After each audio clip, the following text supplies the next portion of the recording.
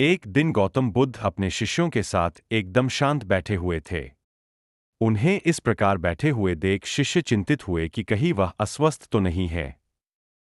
एक शिष्य ने उनसे पूछा कि आज वह मौन क्यों बैठे हैं? क्या शिष्यों से कोई गलती हो गई है? इसी बीच एक अन्य शिष्य ने पूछा कि क्या वह अस्वस्थ है? पर बुद्ध मौन रहे।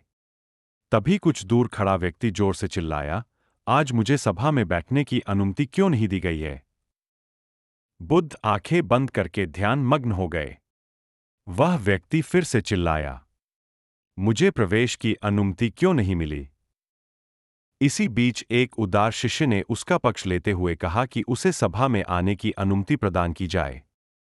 बुद्ध ने आंखें खोली और बोले, नहीं, वह अछूत है, उसे आज्ञा नहीं दी जा सकती। यह सुनकर शिष्यों को बड़ा आश्चर्य हुआ। बुद्ध उनके मन का भाव समझ गए और बोले, हाँ, वह अछूत है। इस पर कई शिष्य बोले, हमारे आश्रम में जात-पात का कोई भेद ही नहीं, फिर वह अछूत कैसे हो गया? तब बुद्ध ने समझाया, आज वह क्रोधित होकर आया है। क्रोध से जीवन की एकाग्रता भंग होती है। क्रोधी व्यक्ति प्राय मानसिक हिंसा कर बैठता है, इसलिए जब तक वह क्रोध में रहता है, तब तक अछूत होता है। इसलिए उसे कुछ समय एकांत में खड़े रहना चाहिए। क्रोधित शिष्य भी बुद्ध की बातें सुन रहा था।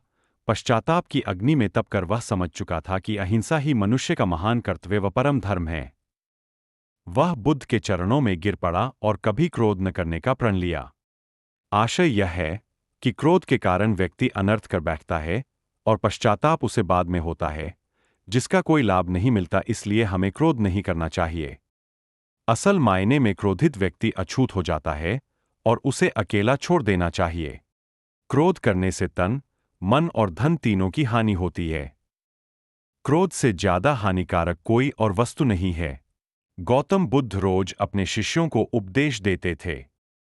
बुद्ध की ज्ञान की बातें सुनने काफी लोग आते थे। एक व्यक्ति गौतम बुद्ध का प्रवचन सुनने रोज नियम से आता था और उनकी सारी बातें सुनता था। बुद्ध अपने प्रवचनों में क्रोध, अहंकार, लोभ, शत्रुता छोड़ने की बात कहते थे। बुद्ध के प्रवचनों का सार यही था कि इन बुरी बातों को छोड़े बिना जीवन में शांति नहीं मिल सकती है। एक दिन उस व्यक्ति ने गौतम बुद्ध से कहा कि तथागत, मैं रोज नियम से आपके प्रवचन सुन रहा हूं, लेकिन मुझे कोई लाभ नहीं मिल रहा है। आपकी सारी बातें सच है, लेकिन मेरे जीवन में इनसे कोई बदलाव नहीं आ रहा है। बुद्ध ने उस व्यक्ति से पूछा कि तुम कहाँ रहते हो? उसने जवाब दिया कि मैं श्रावस्ती में रहता हूं। बुद्ध ने पूछा, ये जगह यहां से कितनी दूर है? उस व्यक्ति ने जगह की दूरी बताई। इसके बाद बुद्ध ने फिर पूछा, तुम वहां कैसे जाते हो? व्यक्ति ने बताया कि कभी घोड़े पर, कभी बैलगाड़ी पर बैठकर जाता हूं। बुद्ध ने फिर पूछा कि तुम्हें वहां पहुंचने में कितना समय लगता है? व्यक्ति ने पहुंचने का समय भी बता दिया। इसके बाद बुद्ध ने अंतिम प्रश्न पूछा कि क्या तुम यहां बैठे बैठे ही श्रावस्ती पहुंच सकते हो? इस प्रश्न के जवाब में व्यक्ति ने कहा कि गुरुजी, ये कैसे संभव है? इसके लिए तो चलना पड़ेगा, तभी मैं वहां पहुंच सकता हूं। बुद्ध बोले कि हम चलकर ही हमारे लक्ष्य तक पहुंच सकते हैं। ठीक इसी तरह जब तक हम अच्छी बातों का पालन नहीं करेंगे, उन पर चलेंगे नहीं, तब तक हम पर प्रवचनों का कोई असर नहीं होगा। सिर्फ अच्छी बातें सुनने से हमारा जीवन नहीं बदलता है।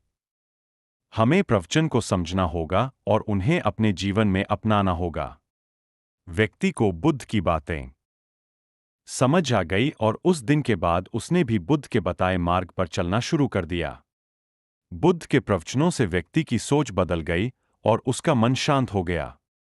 Gautama Buddha, the enlightened sage and founder of Buddhism, left behind a profound legacy of wisdom.